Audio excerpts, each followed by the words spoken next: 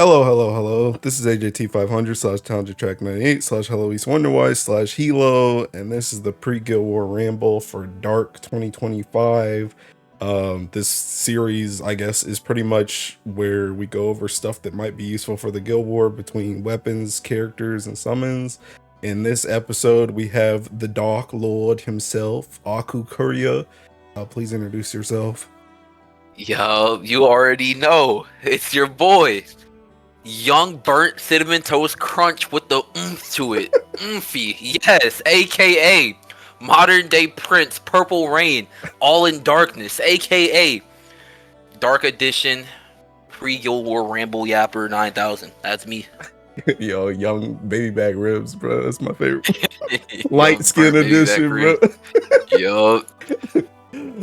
So yeah, Aku, thank you for joining me for this episode for Dark. Yes, so we will go through weapons, summons, and characters. So first things first is the thinking Sariel Weapon. So I gotta go find that joint.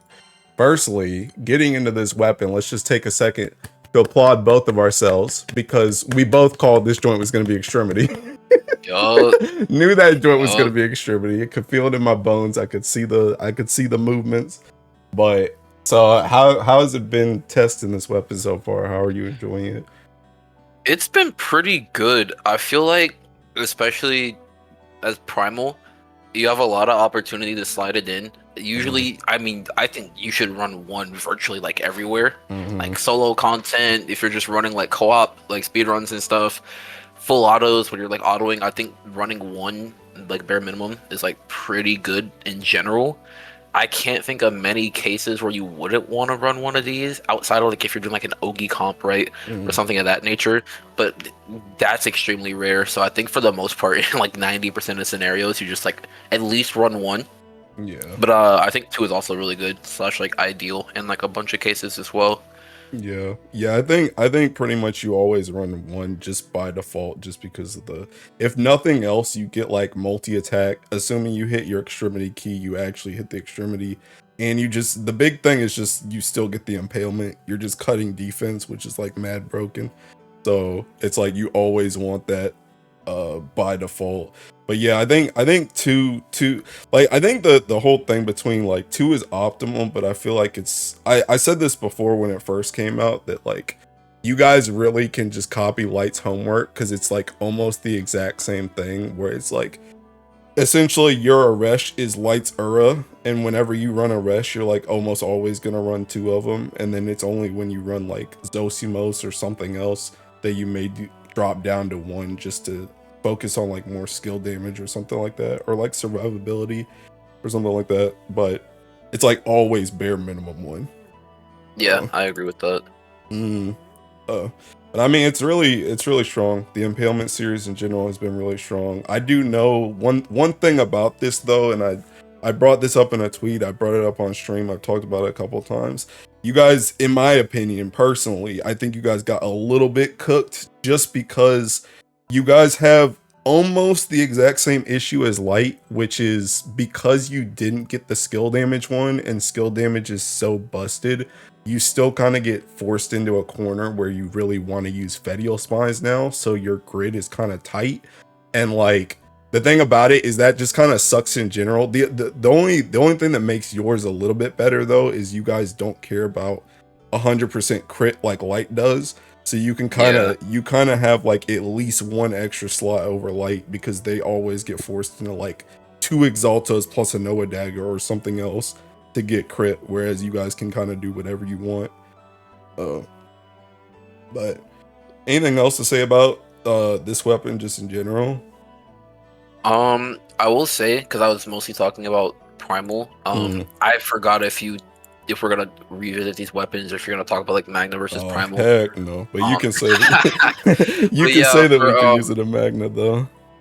Yeah, so I feel like two, like I said, two is ideal in like most like burst scenarios, because like you said, unlike Light, we don't have the issue of like trying to force crit, so that gives leeway to run like, we have like usually one slot, because usually what will happen is you run 2 CDs, 2 Fallen Sword, 2 PNS, and like Opus Ultima, and then like a flex slot. And usually the flex slot is just the one Sariel, but you could also kill the like the second FS for like a second Sariel if you don't need like all that juice from 2 FS. You could also run like a third CD, right? So like 3 CD, 2 Sariel, 2 PNS, and then Opus, and then have like a flex slot there for like Falling Sword or like Fediel Spear if you're doing like near skill 4 and have like Cidala frontline as well. I think Fediel Spear is really good. Or if you don't need the extra FS juice and your comp's like auto focused, you could run like 2 Sariel plus like an ES in the flex slot to just get that special damage cap up to just like push more damage.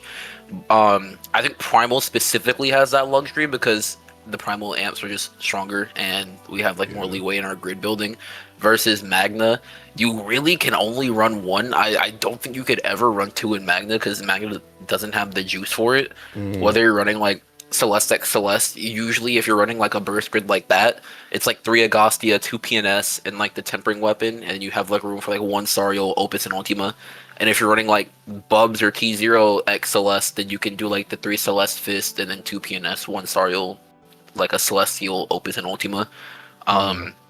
If you kill any weapon, like you can't kill Celeste Fist because then you're not gonna get the 280 amp from like grid and summons and stuff. And if you kill the Agostia and the Celeste X Celeste, or you kill the Tempering, you're just not gonna do enough damage to even like utilize that second Sariel weapon. So it's like Magna's kind of cooked in that sense. But even just slotting in 1 Sariel is still like a pretty big damage jump from what they were running before. So running 1 is pretty good. People have told me in the past too, like I don't play Dark Magna at all, but people have told me that they struggle a little bit with multi-attack, and this can also give you some multi-attack in Magna as well, so it's not bad. That is true. But anything else to say about this one? No, I think that's pretty much it. All right. I think next we go backwards to the one before that, taking Exalto. Exalto's still Exalto. I still think you guys got like the best Exalto. Like you and Fire, I think got the best one, which is multi-attack plus you can echo. But I mean, this joint is it's kind of crazy to me, unironically, like that you guys like like, because I know you brought this up the other day like on one of the streams, but it's like it's kind of crazy that you guys kind of still can have TA issues with having an Exalto that's TA and having a thinking impalement that's TA, but it's just like you literally, even if you hit 75%, it's like you're stuck at that 75, so it's like you can't go higher, so you still have to play around it. But I mean, this joint's just mad strong, bro. Thinking Echo, big Echo is mad strong, plus TA is mad strong, plus it's got the Optimus skill. Just it's really good weapon. Anything particular to say about this?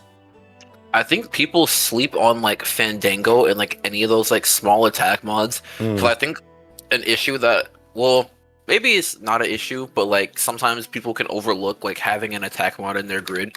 So for example, if I look at like this grid here, I'm running 3 causality drivers, 2 PNS, 2 Sariels, and then like Opus, main hand, and like I have like a flex slot. And the Sariel is like kind of a bailout too, because it has like that small boost to attack from the impalement skill as well. But when you factor in like all of those like small boosts to attack from like the 3 CDs and then the 2 impalements, it does actually really add up, because that's what helps you get to a point where like maybe I don't need to run that 1 Fallen Sword in my flex slot. Like maybe now I can get away with like an ES or like a Fediel Spear, which even those have Fandango, and then the ES has like the Small Majesty.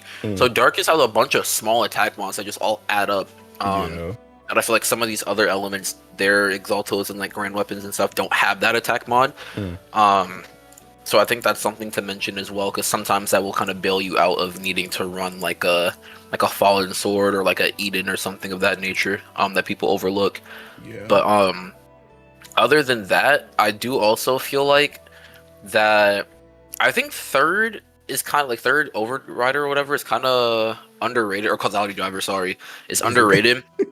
Yeah, because people, I think Oro Man is actually kind of good in a good number of like situations, especially like now. We also have Vepar as well, so having, you know, that extra echo source or whatever through that weapon is really good. I think even if you're running like a high level, I think it's underrated to run like one of these as well to get like an extra source of echo, so you can do like the hit labors and stuff easier. And things like that. People just like a lot of niche situations that actually like come up more often than you think, which I guess makes it not so niche anymore. That makes this weapon really, really good.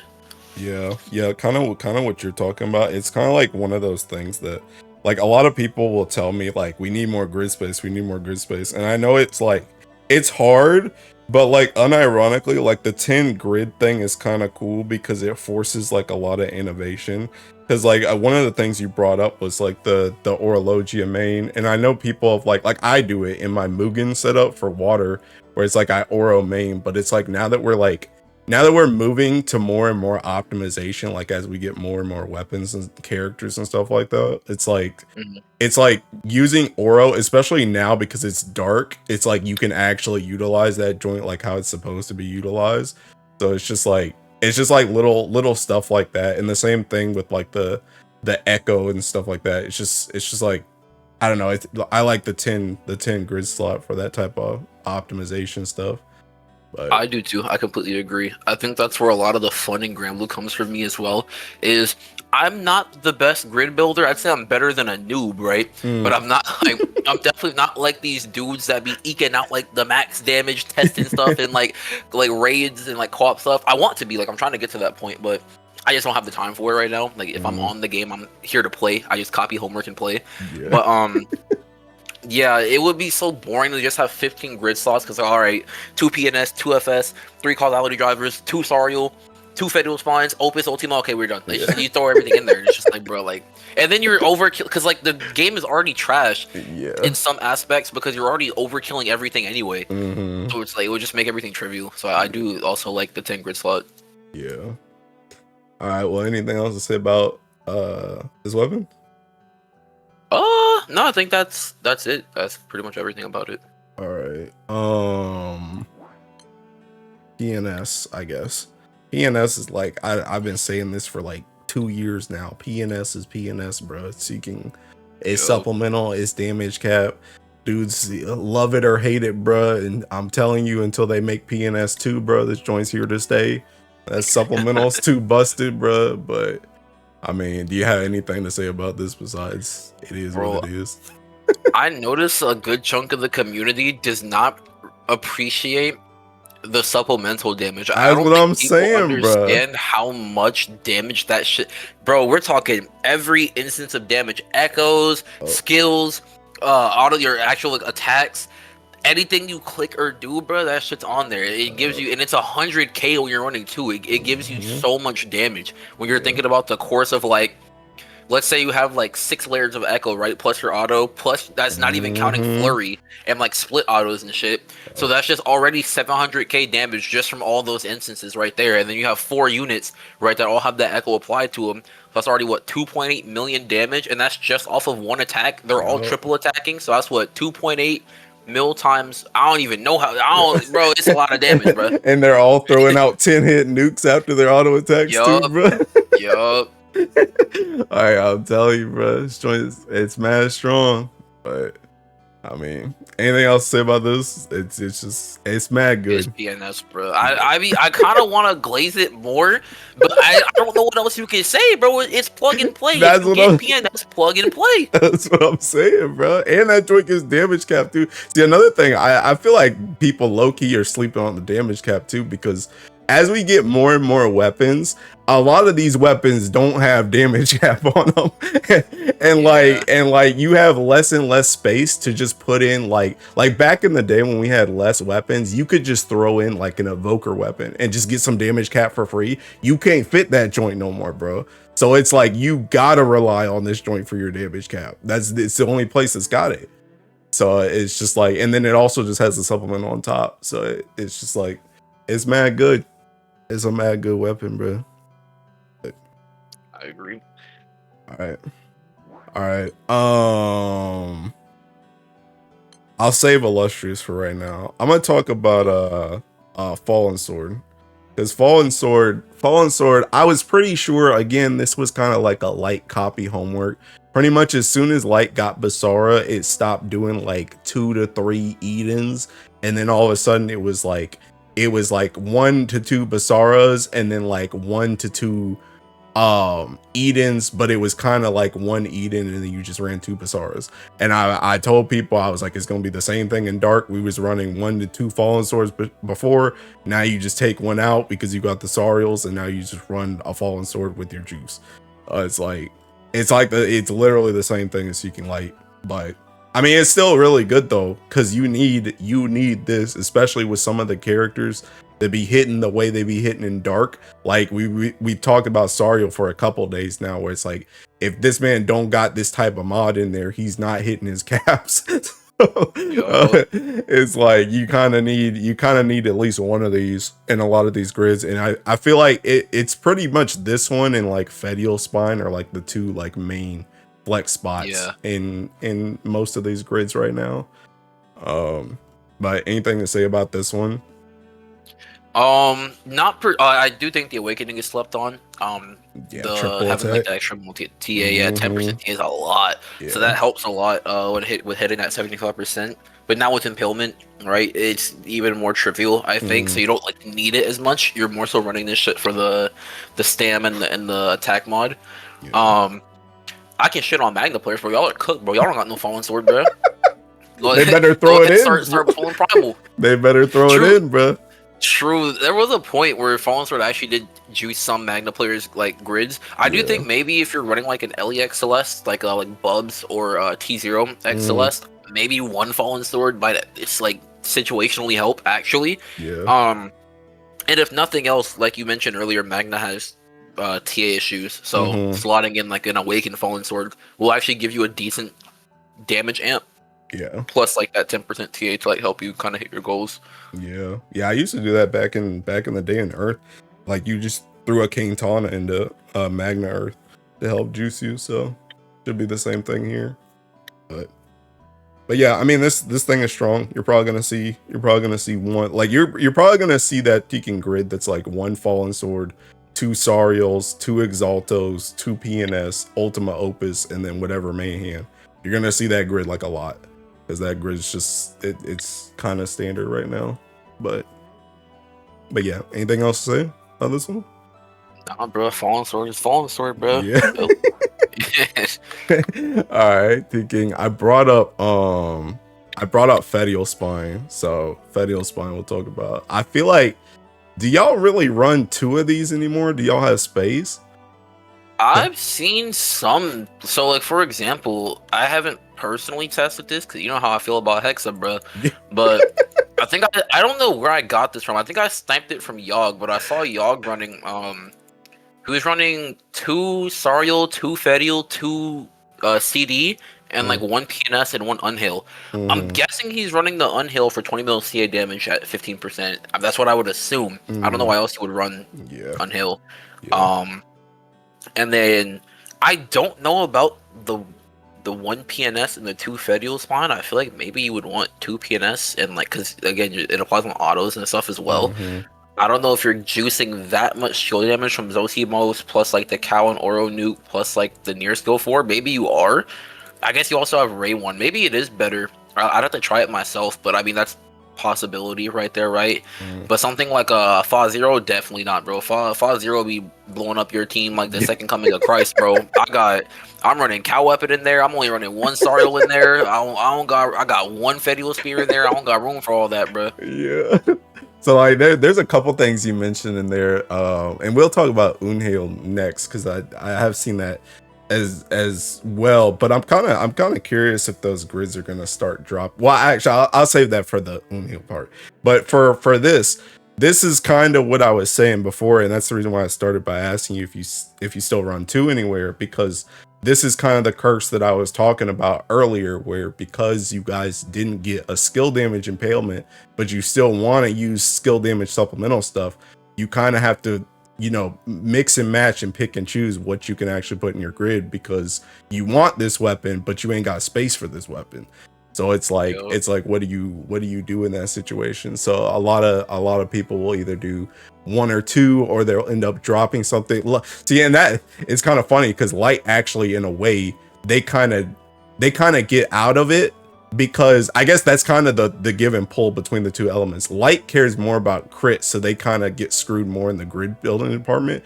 But on the flip side, Light plays Ogi, so they don't actually care about their Tiki Impalement as much. Whereas for you guys, you don't care about crit, but you do care about your impalement more because you're not spamming Ogis. So that's kind of like the give and take between you guys' two elements right now.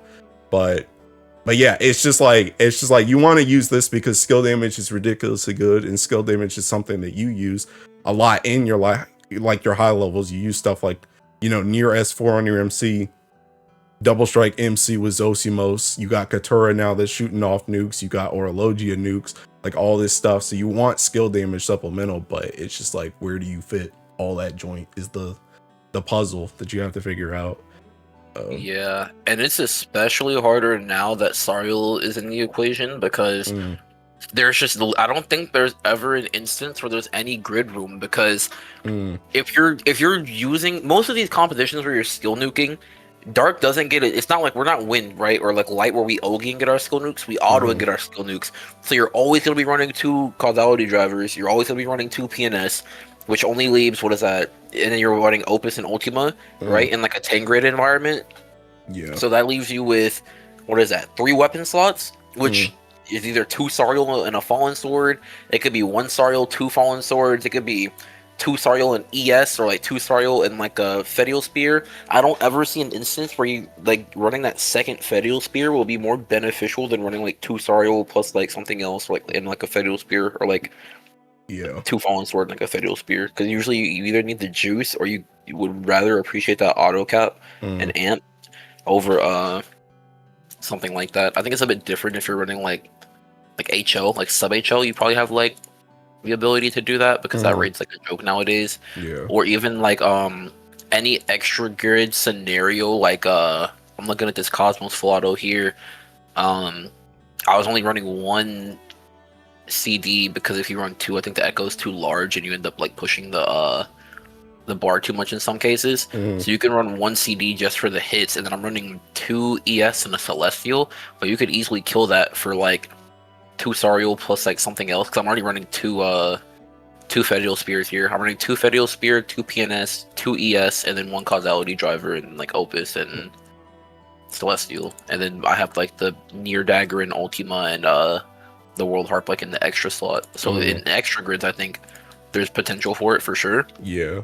I also think something that's underrated too, or that's going to be more prevalent, is running 1 Sariel and then still just having your Opus on extremity, because you don't cap the extremity with don't cap the extremity with just 1 Sariel, so you can still run extremity, and that frees up a grid slot to run like that second Fediel Spear if you're trying to do more like skill damage and nukes and stuff. I think that's like an angle you can take too. Bro, if that happens, I ain't touching Dark nowhere in no high level, bro. I'm not swapping my keys over and over again, bro. It's not happening. Alright. Okay, so anything else to say about this weapon? I do think that this weapon is probably going to be here to stay for a while longer, just off of the basis that Dark high level is obviously getting pushed into this like auto skill nuking based like hierarchy, so you're always going to run at least 1 in your grid, like just for sure. I'm a firm believer that you're not going to escape skill damage boosting weapons, especially in like high level stuff. So again, if you end up with a impalement that does not have that skill boost, then you're stuck with whatever your skill booster already is for a bit until you get another type of weapon. But okay, all right, so next let me pull up the harp. What is this, Unheil? Yeah, this thing. So mine ain't even awakened, bro. I ain't touched this joint. I ain't used this joint. So I'll just start. I'll let you mostly handle this one because I ain't been using this. The only thing, just as somebody looking in through the mirror or looking in through the glass, I'm kind of surprised that you guys jumped to this and didn't just jump to a celestial weapon. I'm gonna keep it a stack, but I don't know, maybe there's something here that I'm not seeing. Maybe you guys really need this big boost instead of just having the celestial, but I don't know. So what you got for this one, if anything? I think Unheil has become pretty niche in the sense that if you're running with other players, you don't care about the Ogi damage because you're not going to be Oging as often. Mm. But if you're running something like a solo where you need to take more turns, like let's just take Hexa for example, Mm. and you're in like the Galleon Womdus phase or whatever, and you're going to want to try to do the Faded Chain Omen or whatever, and then of course you're going to run into the 20 mil CA damage Omen, having that like extra bit of damage from the glory helps a lot, and of course the extra HP, because having more tankiness in that context as well is pretty helpful, as opposed to again running with like 5 other players. You're not going to be taking 50, 60, 70, 80 turns depending on the setup. You're going to be taking like 20, 30 turns, right? Because the boss is just going to die way faster. So I think the combination of the HP plus just making your Ogies a bit stronger unironically makes a difference in solo content. I'm not sure how that pans out now with Sariel, because I'm pretty sure people are going to slot in at least like, or maybe like at most like one Sariel into their solo setups. And I've been seeing, Yeah, I already saw that. I've been watching the videos, but I've been seeing the timestamps like 18-minute Moriachi Hexa solo on Dark. I'm just like, fuck, bro. So I don't know, and I don't know what people are doing with that, but I don't think Unheil is being ran. I think it might have gotten phased out because of Sariel, but definitely before Sariel, they were running that joint in solo. And then again, I got this grid from either Yogg or some JP player with for the Hexa like joining party, and that joint has Unheil too, but I'm gonna have to test that myself because I don't know why I would need that. Yeah, see that's what I'm saying is well, I know why it is. It's like you said before, it's for that 20 mil CA, and I could see the same thing in Fa, but I'm just kind of surprised that I guess I'm just surprised that if you put in a Celestial, I guess you fail that trigger, but I haven't tested it. But and I do think too, because this grid that I'm looking at, it's 2 Fediel Spine or 2 Fediel Spear, 2 CD, 2 Sariels, and then like 1 PNS, and then Opus, and then Unheil. So having that Ogi juice for Cal plus Oro plus MC is probably gonna actually matter for that trigger, as well as like it gives HP too, because this grid literally got no HP, bro. You got like the Opus HP and like the Near Dagger and Draconic, and that's like literally all your HP in this grid. So having that extra HP also probably makes a huge difference too. See, I'm gonna give y'all a little hot tip right here, bro. Thinking any of you dark speed runners, I'm not a speed runner, bro. But thinking any of you dark speed runners, I'm gonna give you a little tip. Thinking Fall 0, go ahead, you bring up that Orologia Veil, guard everybody, and tank that 20 mil CA at the start, and be on about your way. And for Hexa, slot in that Gojo. When you get to 20 mil CA at the end, hit that Gojo, walk on through that joint. That's just my tip. If any dark speed runners out there hear that joint, just try it out for me and see what happens, because that's what we be doing in Earth now. So but anything else about this weapon? That's a good point though. I guess it's a bit off topic with the weapon, but everybody that I see that plays Dark now runs Orologia, and any of these like DP, like running like high late DPM setups and stuff, they're running Oro. So I guess you could kill Bubs in this Hexa one because it's like Bubs sub summon. So you could kill that and then like put Sariel in the sub and then run Alex and Gojo maybe. You can Alex. That's exactly what Earth does. Yep. So yeah, that is a good point to make. Yeah. Just like I said, just food for thought. If any dark speed runners hear that joint, try it out, see how it works. Let me see. ES. So is this thing alive? Is this thing dead in the ground?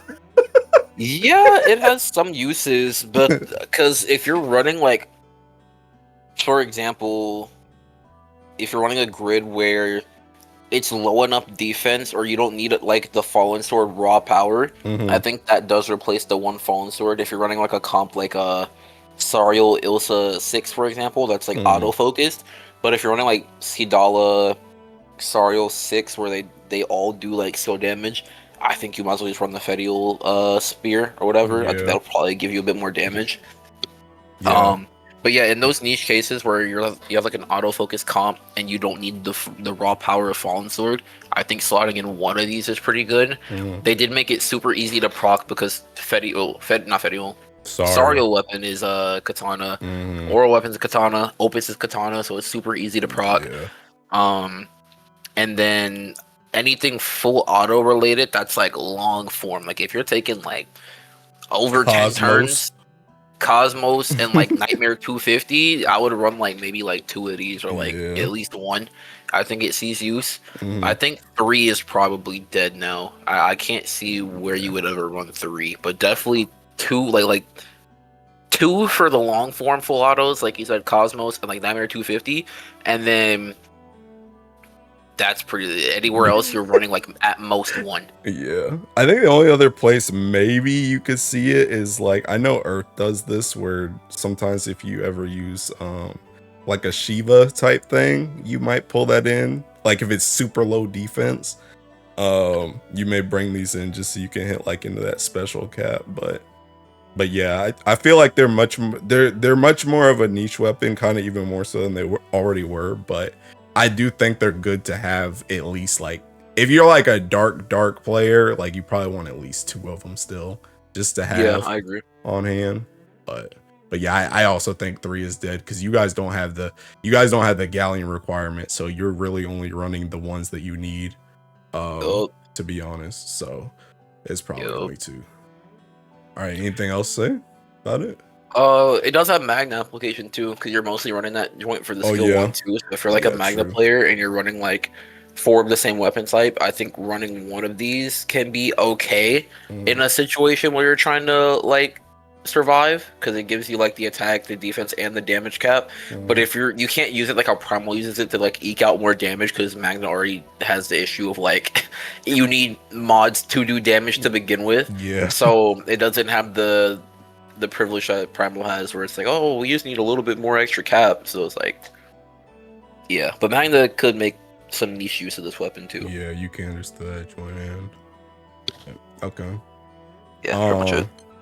Are there any other ticking Primal Parazonium? True. I haven't seen that used, but I still think it's decent. If you're like an entry type of dark player, like you're just now going Primal and you don't have like everything, I think there's still some instances where this could be pretty good just off of the Grand Massive mod.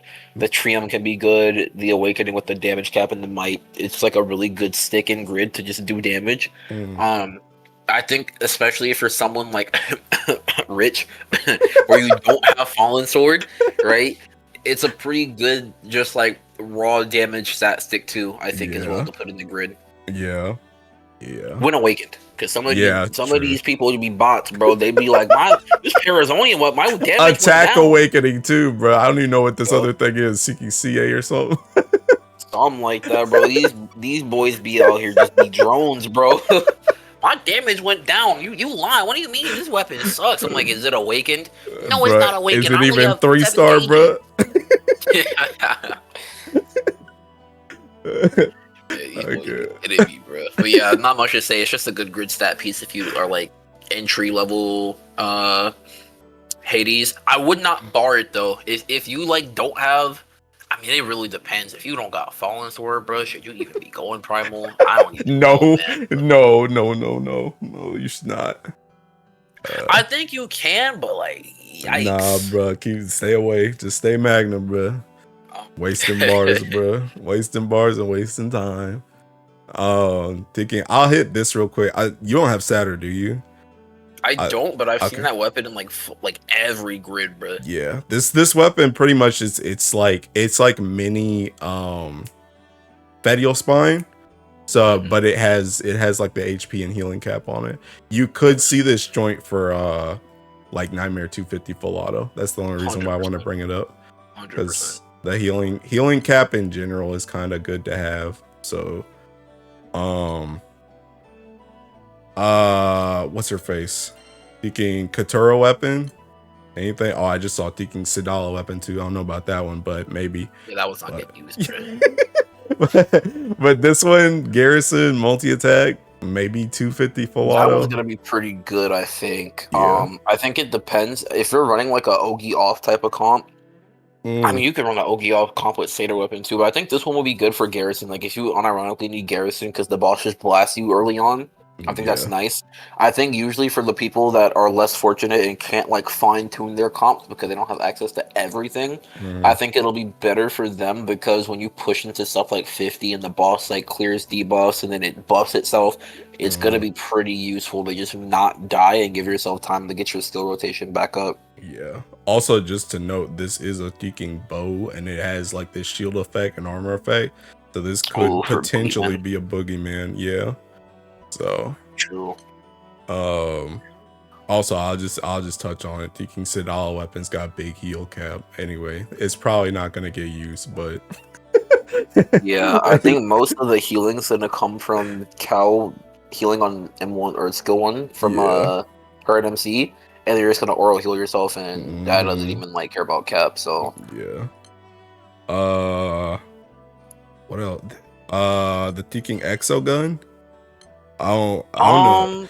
I have used this for my EX Plus actually. I'm using, instead of doing the Ereshkigal one with Sariel, I'm doing this where you just slot one super ultimate Bahamut bullet, just seeking boom attack and then Sariel because the boss.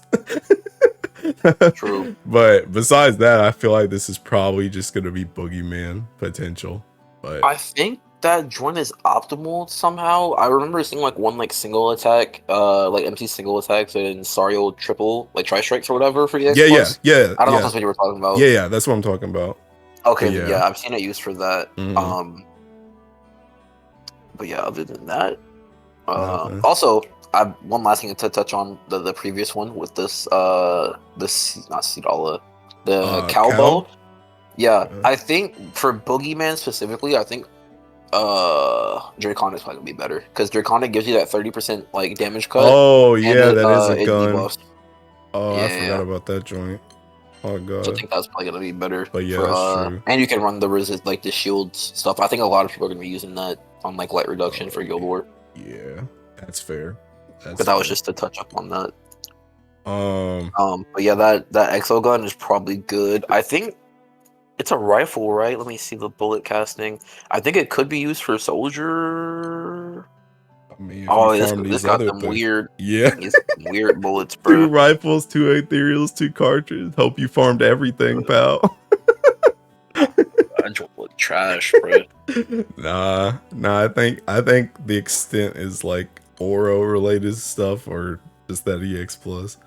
Yeah, pretty much. At least when it comes to the actual bullets. Is there anything else? I'm trying to think if there's any other primal weapon. You guys got a fist? Nah. I feel like that's it. Yeah, the only other thing in my inventory is Babel, but we ain't talking about Babel. Oh yeah. We ain't talking about Blood Bro, Game. I still never barred mine. I'm dead. Yeah. Babel, Sunya, Blood Gang, ain't nobody using that in 2025, bro. I guess in that case, then thinking, all right, let's hit up the illustrious, bro. All right, if you think anything, let me know. Bro. But let's hit up the thinking illustrious. So, Ereshkigal, bro. Bro, if go ahead. If you're a player and you don't got a Resh, bro, you're trolling, bro. bro didn't even include Dark. He said if you're a player, if you exist on the game, you better have this weapon. Yes, bro. But if we're confining this to Guild War, bro, oh my god, you just get the weapon, bro. And especially because, like, this is relevant for, like, 95% of players, because most of the players aren't, like, I'm a sweaty player in Guild War, for the most part. My crew is sweatier than me, but I still, like, try, right? I try as hard as I can, right? But, like, bro, not very few people are gonna be like min-maxing like lockout and stuff. Like a lot of people, bro, their ping is so bad that like having the Eresh double strike doesn't even matter. Or a lot of people just like literally don't care because like I just want top 100k, which is still dumb to me because if you're trying to get top 100k, why not do it as fast as you can and just like go live the rest of your life? But I digress, right? It's like this weapon just removes so much headache from the equation because it gives you so much damage. It's plug and play. It's like a PNS. It's plug and play. You don't gotta hit any requirements. You don't gotta like have any like specific number of buffs. Nothing like you just literally slot it in and you benefit. Yeah. Unless your grid is like giga trash, you or just your characters are trash. Yeah. It's also true. But yeah, I will say the one thing I was gonna say at the start is I know people asked me about this when I was conspiracy theorying about Sariel. This Teking amp, this amp is different than the Exalto. You can run both of them together. This is normal amp, and Teking Sariel and Extremity Key are special amp. So they both work in tandem. So Sariel Weapon does not kill this, and this does not kill Sariel Weapon. But yeah, I mean, this joint's mad good. You're gonna see this joint. You're gonna see this joint probably. I mean, you're probably gonna see it in Teking 200 too. By the end of Guild War, somebody's probably gonna run this in 200 or 250. Wait, what am I trying to think of? Yeah, 250.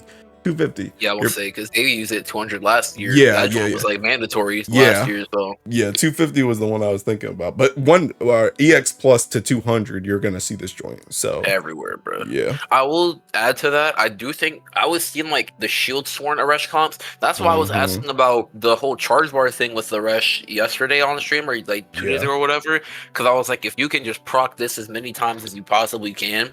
While also having the benefit of like the defensive capabilities of Shield Swarm, bro, that joint's gonna be mad. I mean, it is good because I did that last 200 last guild where I played. It was like I remember it was like Ilsa, Tira, Orologia, I think, and then Shield Sworn MC with the Resh.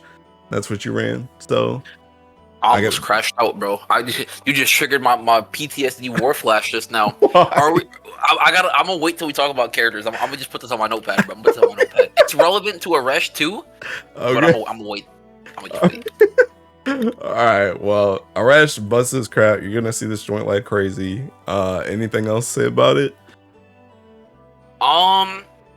I mean, there's so many like applications of the weapon, but it's just easier to say it's plug and play, bro. It's really rare that someone buys this weapon and like does less damage than they were before. Yeah, also true. Or regrets it. Yeah. A lot of people buy this weapon and complain because like, oh, well, this guy's doing 0 button 1 turn Akasha and he's getting mins and I'm only getting like halfway. And it's like, well, because your grid sucks, but you're probably doing more than you were using before with Smibito or whatever. So it's like, and it's also not hard to just get your grid up. Like, go farm an Agostia staff, your damage is gonna spike. Go farm a couple Celeste fists. That it's really not hard. I swear to God, it's not hard. I do it for a living sometimes on the worst accounts you could imagine. It's not that hard. I don't know what else to say, bro. That's pretty much it. All right, thinking the holy book. What did you say? I guess I will also mention go ahead. the charge bar down, because some of y'all are noobs, bro. I know some of y'all are gonna pop up on stream. I bought a Resh for Guild War, but why my characters aren't getting charge bar? It has charge bar. Like, bro, come on, bro. Read the skill, bro. Already know. Bro, they gonna be checking. Dang, do I got a falsehood or key on, bro? I swear I swapped it, bro. Alright, thinking the holy book, Zosimos, the book, the tome of yapping. The Bible, yes, sir. So this joint, I mean, I'm still kind of a believer that it's probably gonna show up because Man Diver still busts his grip. So I think it's still gonna show up probably for some of the full autos towards the end, 200 to 50, stuff like that.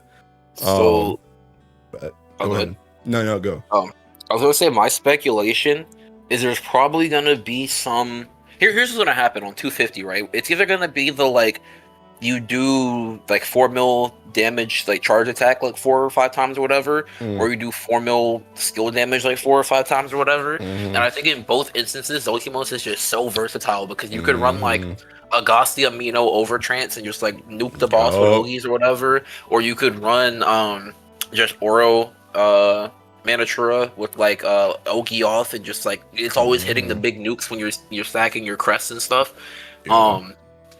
I think you probably just run like Cal Oro Ray, honestly. You just run the general comp. I was thinking maybe you could do like some Hekate stuff to get your crest up faster, and she also nukes, but I think that would be worse because her nukes and stuff, you gotta like refreshing Guild Wars guard. So But yeah, I do think people shouldn't sleep on the Agostia Manatura Overtrance tech. I haven't seen that anywhere. That's just me speculating, but I would imagine it will be pretty good because on Ogi this joint does like 2 big 5 mil, 6 mil nukes or whatever, just like on Ogi, and it also cuts your skill cooldowns as well. So you could actually use it to like I don't actually know if you click Secret Triad while having Overtrance up, it doesn't consume your charge bar, right? So you just be double striking for free, bro. Yup. So you can spam out your Secret Triad and you can spam out your Wild Magica as well, and you just like you keep proccing your Zosimos stuff.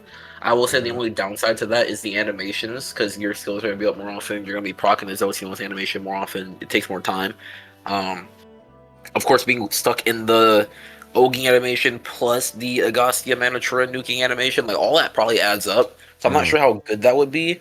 But again, a lot of you guys aren't focused on like min-maxing. You're just focused on, can I get this to kill and can I get this to be consistent? So I think that's gonna be something that is you can look out for, that would be like consistent. Yeah, I do think I mean Zosimos still in my opinion was the biggest sneak of the century, bro. I don't know how that joint slipped into those rebalances with the rest of them, bro. But ever since then, bro, them nukes be hitting. So I didn't even really think about that until you brought it up. But that has been how the Teking Guild War bosses have been, like either Teking Ogi or like skill damage, like a certain amount of hits. And this joint could definitely hit like that 4 mil. So yeah, that could be really strong if that's what the Guild War boss is like. But yeah, and then also if you run the Agostia Manatura too or whatever, like Overtrance comp or whatever, you're getting other characters to Oki as well. The Dark Chambers heal and like Crest to MC would also be kind of nice too. For some extra sustain. That you could pair that with the Satyr Weapon and stuff. So that's just food for thought. Yeah, so I'm still a believer until proven otherwise. I think the book can show up in some full autos, but I think the Maresh crackheads is gonna come up with some to 1000% put the Bible believers to shame. But I think from a full auto, maybe we'll see. I'm excited. We'll see. Yeah, I do think it'll be fun though, because I do think both of Dark's weapons could shine pretty well in the higher levels. I think they both have potential to do stuff. So, but yeah, I mean, anything else to say about this one? Zosimos? Nope. No, I think people gonna fuck around and find out, bro. All right. Any other Teking weapons you can think of before we move on to summons? I don't know. I mean, I can think of some niche cases. Like I think Excal could possibly be useful. For some people, if not even as a main hand, like just as a grid piece. Having the stamina plus the garrison mod, so you start out pretty strong and you transition into something that can like sustain you, I think will be pretty nice. Other than that though, there's not really much else that's like super important. There's like just niche gotcha weapons, like if you have like Jessica Basket for Primal, that's like a pretty good HP source. I do think people sleep on defense Agostias as well, or if you're running like an Agostia harp as well. Like main hand if you're running like some like mariachi compers. I don't know why you run mariachi, but you know, food for thought, right? That one could be good. We didn't talk about the Magna weapons. I do think that is this shit a gun? It's a dagger. The crit and heal cap and like the garrison weapon, that one, I think that could be useful for 250 full auto, like as a one of. M3 thing? Yeah. Bro, I don't even got one of them joints in here, bro. I think that's in my stash. I'm dead. I think that could be useful, and I think the tempering weapon could be useful because that's basically Magna's variation of Fediel Spear. So, and they all have crit. So that one the katana has small crit, and then the dagger has medium crit. I don't know if you can get some crit grid running with that. I don't play Dark Magnus, so I don't know, but that was just food for thought too for the Magna plebs out there, because we know y'all exist, bro. Yeah, let them leak. All right. All right, thinking. I guess we go on to summons next. All right, let's move on to summons then. So I'm gonna just focus on like the god dang, she's already kicking here, bro. I'm gonna just focus like on the specifically like dark related things. Like obviously Bubs is dark, but like, you know, Bubs is Bubs. So Yeah. thinking Vepar, I mean, there ain't that much to say about her, but Vepar is Plug and just play, bro. seeking, yeah, updated Belial. You got to watch your HP though, so she's kind of. I mean, you can still use her in stuff like full auto too, but you're probably not going to use her in the high level ones over just using Belial. Yeah. It's mostly going to be a burst thing where you can guarantee that your HP is going to stay above 80. Yup. Yeah, I mean, Vepar. Is he Sleepyhead? I swear I have a max Sleepyhead. This is an extra, but maybe I can I'm go dead. find the other one. But Sleepyhead got I'll TKing. She got Veil and armor. Armor, yeah. So the armor is very strong. I think the veil is gonna be more important than anything, especially if you're doing like a 2 or 3 turn setup. Because usually, if you're pushing like a trigger that's pre-50, usually the boss debuffs you in some way. So the veil is good for that, and of course having the armor so you don't lose your stamina when you're bursting into turn 2. And then when you burst turn 2 and you're pushing post 50, usually that's when the boss cleanses its own debuffs and then buffs itself.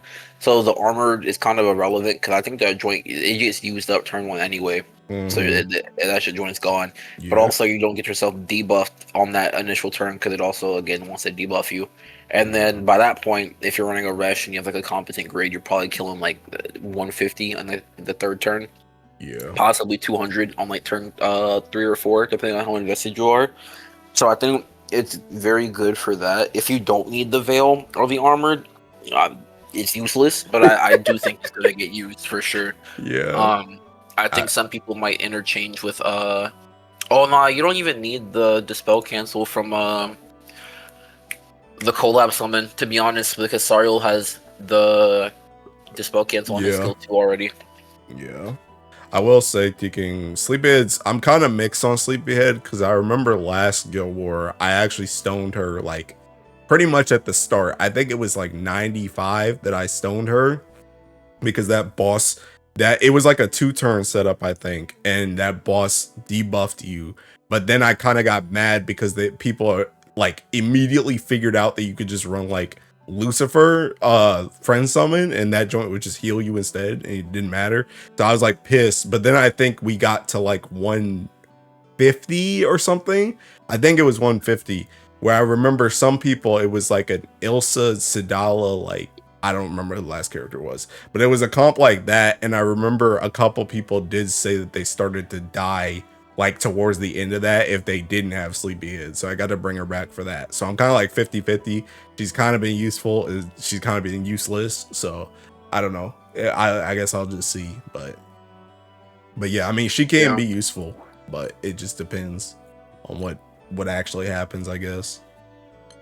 Yeah, I agree. I think it's one of those cases where you just need her or you just don't. And if you don't have her, GG, bro. But if you do have, it'd be better to have her and ready to stone her. Yeah, and not needing her as opposed to you just don't have her because it's like you got to change your whole setup. Yeah.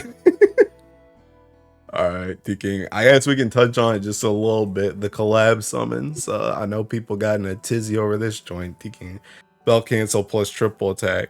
The dispel cancel, you did say don't really need it because Sariel exists, but there is also, you know, 0 button dispel cancel as opposed to having to press Sariel's button. And also the triple attack, it is only 1 turn, but sometimes 1 turn is all you need. And kind of like how we talked about before with the 75% cap on TA in the grid, no matter how much TA you stack, you're still stuck at that 75. So it can kind of be a get out of jail free card for like specifically Cidala, to guarantee that she triple attacks on turn 1, as opposed to running something like Howmal, where you kind of need like either rings, artifacts, or both to make Cidala guarantee triple in that case. So it can be useful, but I don't know if it's necessarily going to be BIS in any composition. You got anything else to say besides that for this? You hit the nail on the head. Okay. All right, let me go back to you summon. I don't know if there's really anything else. Yo, Gojo, pull him out. there anything? Oh, Zirnitra Zirnitra. or whatever. That summon's gonna be strong as fuck, bro. Yeah. That summon's gonna be strong, bro. Yeah, I do think she's gonna be good. I also think another thing that you have to keep in mind too about this summon in Dark is Dark does not have like a King. Dark does not have an HP Arcarum summon. So if you need that extra HP, this is your gal. So that can be useful. But I think the main thing is just gonna be that you can call. The Mammoth series call has been consistently strong in certain situations, so I can see the same thing for her. Is there anybody else that matters? Did you just say did you mention the multi attack from Zirnitra, or am I crazy? No, but yeah, that is strong too.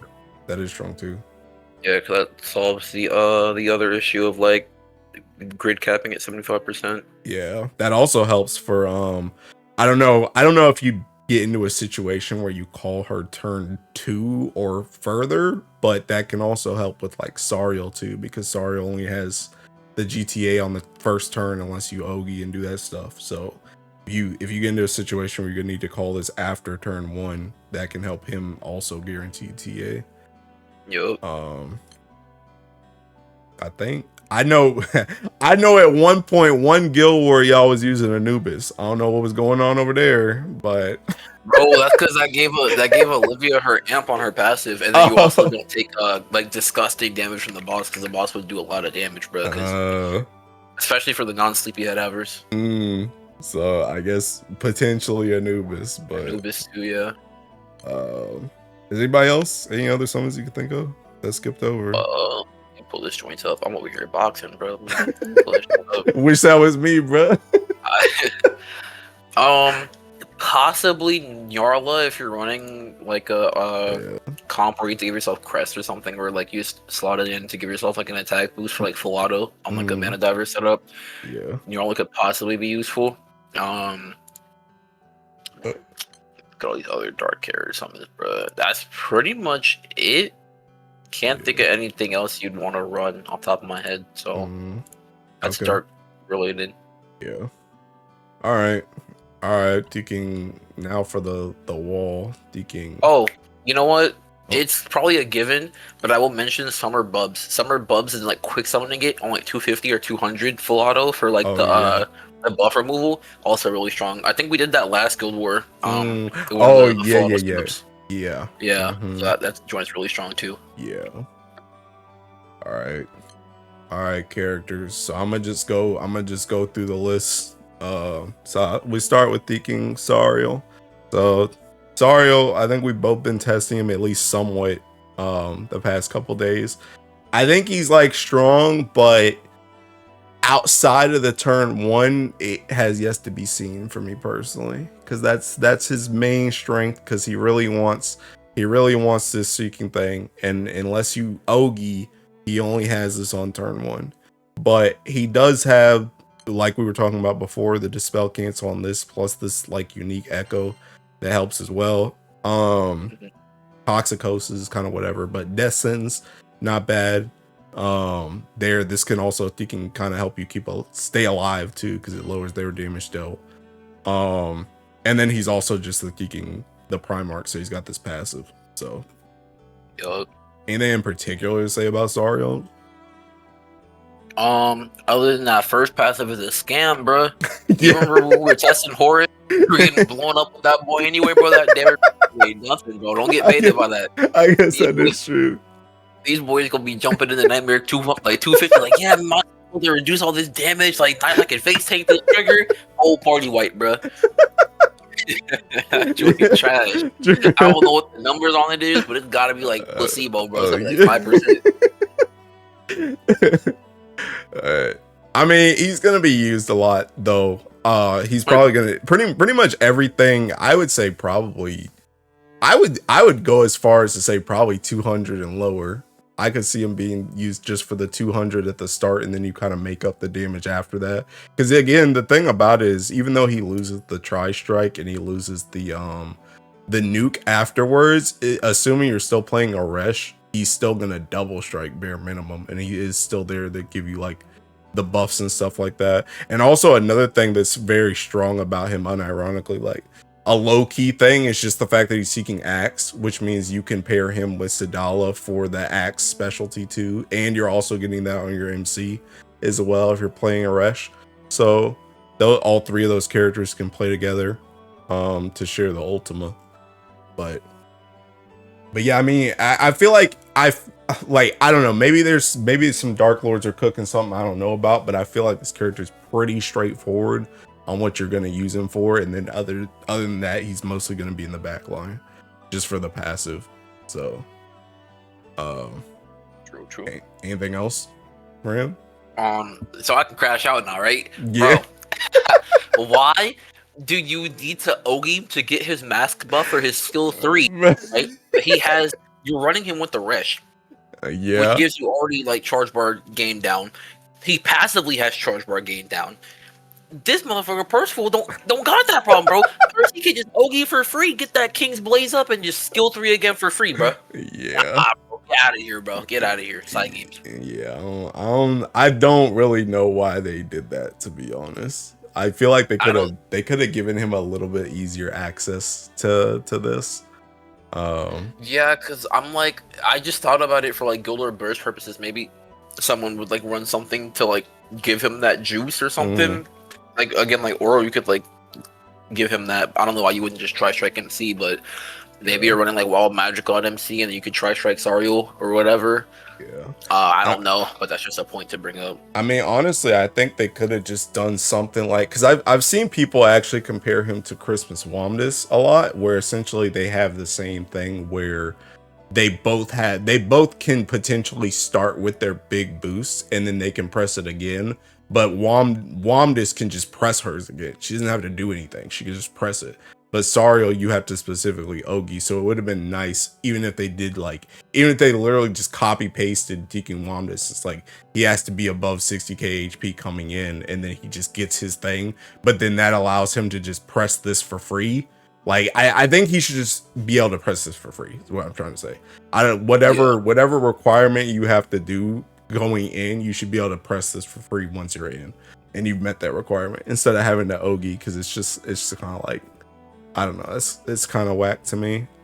But yeah, I don't know. You guys kind of got cooked on that one. I'm gonna be real, because I thought about that in my head. I don't know what I was running earlier, but I was running something, and I was like, I was watching all my other characters, and I'm like, dang, Sariel can't Ogi, and he's sitting at 30% bar right now. How in the heck is he gonna get this thing back? He ain't, bro. I was like, bro. So yeah, that is pretty whack. But anyway, Playing club breaking our characters, bro. Yes sir. You better enjoy that tri-strike and nukes for turn 1, bro. I don't know what's happening after that though. Yo. Alright, TK Catura. So Catura, I have not touched this character at all. I've not touched this character at all. I've seen a lot of stuff about her in high level right now. I know this thing is pretty strong for full auto. Well, I guess that is a lie. I've tried her in Lumium 3, and I tried her a little bit in Cosmos, but all that stuff is full auto, so I haven't really done anything with her.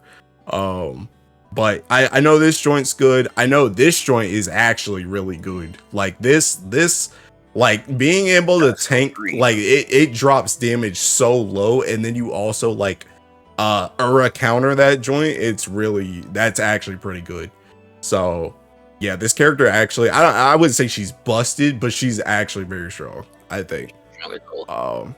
So do you have anything? Have you used her at all? Like I said, I haven't really used her. That character is disgusting, bro. You can literally just like phase through and just walk through everything in the game, bro. Yeah. Not everything, but most stuff, right? Yeah. And that's actually, I feel like in terms of Guild War 2, because that skill's a 12-turn cooldown, I think she lowers her cooldowns by 1 on her passive just by like attacking if both MC and her triple attack. Yeah. So in the context of like Nightmare 250, you could definitely tank like the entry trigger. You'll probably push it to 85 turn 1 or like something turn 1, right? And then that joint will probably be back up after like 6 or 7 turns. So in time for 50%, you could probably actually time it and like spoof your setup to get it to proc again for 50% whenever you run Mhm. into that trigger or whatever, so you don't just like blow up on your team. Yeah. So I think that's something to mention too. I think Mhm. that artifact that lowers your skill 1 cooldown at the expense of HP is Mhm. also really underrated, especially if Yeah. you're going to be running her for Guild War, because you could probably get that skill up 3 times Mhm. instead of just like twice in Yeah. like 12 turns or whatever the turn count maybe for you to kill. Mhm. Maybe it's like 18 or something. But yeah, I think that artifact's going to be underrated too. I Yeah. think the fact that she just removes a buff for free if both you and MT triple attack too on auto attack is underrated. That's going to be like massive for 250. And it's also Mhm. just it's a very strong skill nuke. So for example, if you're running Zosimos and you need to do like 4 mil skill damage 4 times, you do the 2-hit nuke on Zosimos from autoing, and then you also get the third one from whatchamacallit, from Orologia. her passive. Yeah, from Oh, Orologia, and then you get the 4th one from Cal too. So you yeah. can just instantly, you don't even have to run Rail on your MC. You could Mhm. just run like a fourth one, because a lot of people that are going to be full autoing aren't going to be putting on Ray 1 on Mhm. full auto. Mhm. So if you're running like a 4th character on full auto, you don't have to run that double strike character. You can just force through that automatically like every turn pretty much. Mhm. Auto nuke. And then Yeah. of course two, the hype is slept on, because the hype is going to amp your damage by quite a bit, and it's basically going to it's going to help you cap a ton, so Mhm. you actually can go more defensive on your grid by running stuff like Cow Weapon or Satyr Weapon, where it's going to give you a lot more like defense to tank stuff when you maybe don't have like debuffs up, Mhm. while also still being able to do damage, because otherwise you'd be forced into running something like Fallen Sword or like something to help you cap initially. But that Yeah. kind of trivializes it, because you got hype. Mhm. And does that hype change come out before Guild War? It doesn't, right? Or it comes after? I don't think so. I don't think Okay. it does. All right. Well, you don't get that, but you can enjoy that in Hex and Fall Zero afterwards, I guess. But Yo, but about to be yeah, speed running. yeah. I mean, like the small things that I've used her in, she's been very good. Like I just really like this skill. I really like this skill a lot. I like the ticking tanky, and I like the full force counter because that joint does a lot of damage. So I like this skill a lot. Um, But yeah, pretty much everything you said, just her kit in general. I'll admit it was really kicking weird when I first looked at it, but seeing it in motion, it works pretty well. Um, so yeah, I mean, I still hate Catura, but I like the unit, I guess. But Yo, anything else to say about her? no, I think that's pretty much every major thing that I All can right, think of. let's see who's next. Yo, Chrollo, bro. Will he be used or will he not be used? I don't know, bro. Uh, he has potential. There's like that Chloe setup where you do something to put Chloe in from the back, like you tactical relocate her to the back, and then you bring someone else into the front. You kill that Yeah. person, or you death Luna or whatever. Or you could like even death Chrollo. She comes back up to the front. Then you can Mhm. get her skill 3 to proc, and you can bring in like Seox or something, right, and give him assassin from Yeah. her skill 3, and then that boy just out there hitting big damage. Yup. But that joint's clicky as hell. Yeah. So, and it's Guild Wars, so you're not gonna even probably want to refresh all these deathing animations too. Yeah. Maybe, I don't know, that joint be mad long. So yeah, I also think his skill 3, is it his skill 3? Yeah, his skill 3, that magic fun cloth, bro. When you death that boy Oh off or you put yeah, him in the yeah, back row, that joint don't even work anymore. yeah. I don't. That joint's so stupid to me, but I get it for balance purposes. But like, bro, why you even got that skill, bro? Why you even got that skill? So it's just like, a lot of his kit is extremely clicky, and half the time that skill 3 don't even be working. Yeah. So, and if you're running Ogi on him, God bless your soul. Go next account, bro. Go next account. Yeah, yeah. I don't know about Chrollo. I think there could be. I just feel like pretty much you said the thing is just I feel like he's gonna be too clicky to outpace anything else that you could do. Like there has to be the boss has to be doing some absolutely ridiculous stuff. And honestly, it's not like I don't think his tactical relocation is gonna help you just cheese 250 and everything 200 and below. There's almost certainly going to be a faster type of burst that you could do besides his clicks. So yeah, I don't know about that one, but He is dark, so I included him. But Antheria, anything? Do you guys even still use this character? Nope. Yeah, okay. Dead That's unit. what I thought. Grimnir, that's dead on arrival. Siete, Trash. yeah. The thing about it is I was kind of borderline a Siete believer, kinda, until you guys got Cow and Sariel like back to back.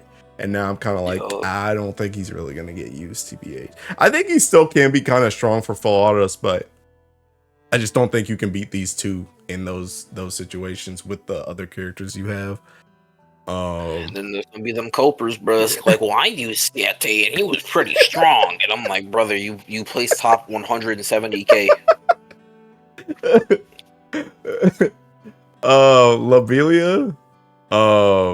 Lobelia does have the Thinking Crest on start, just even if you have a backline. Yeah.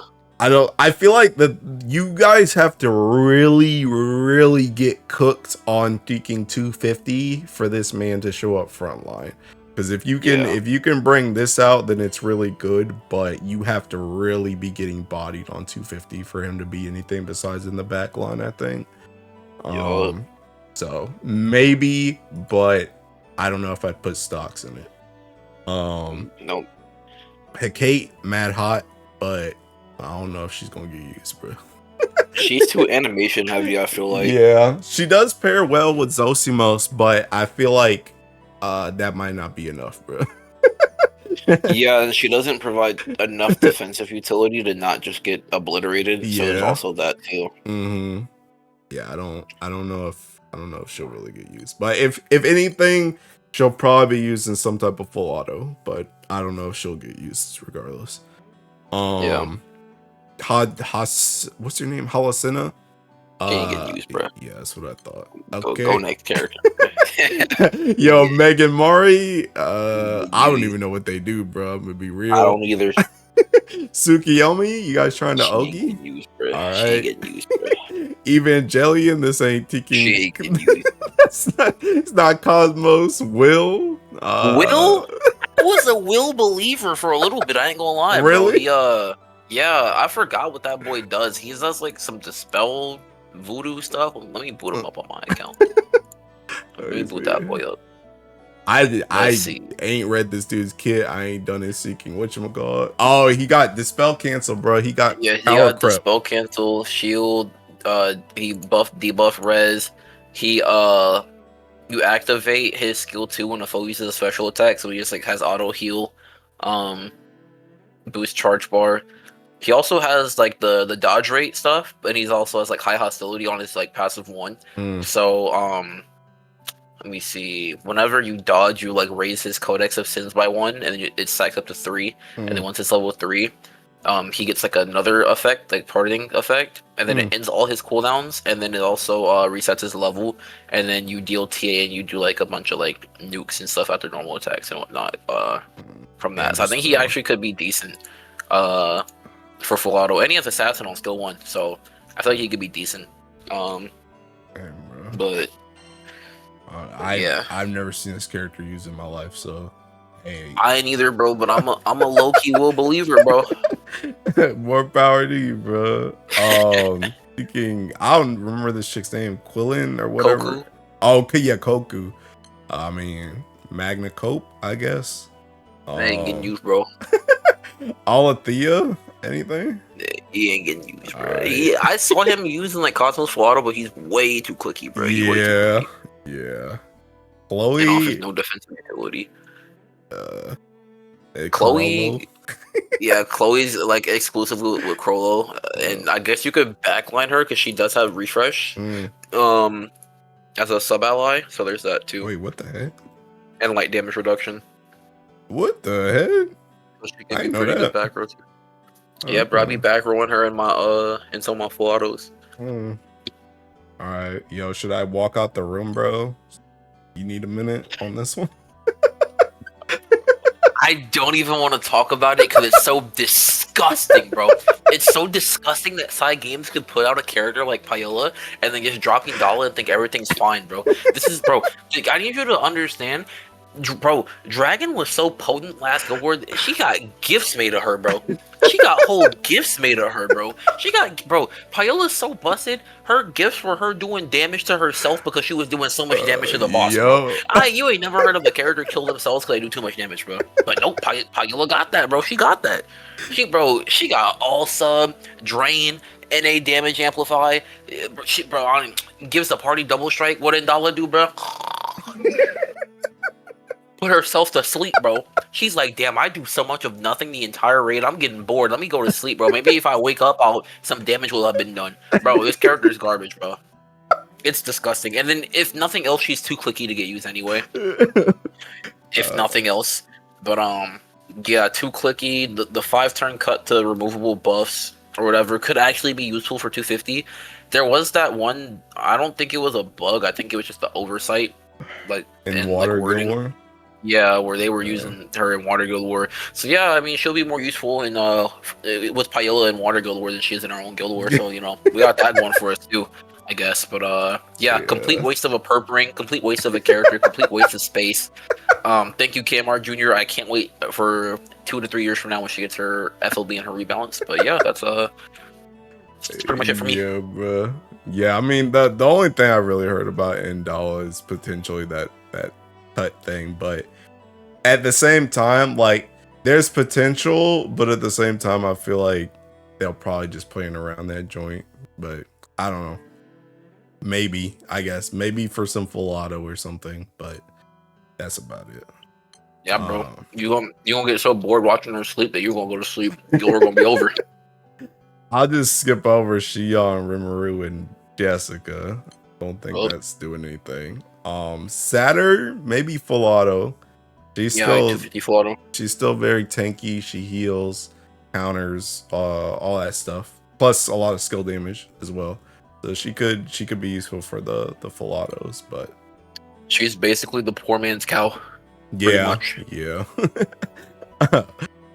Florence, back row Andy, backline Sebastian. I don't think so.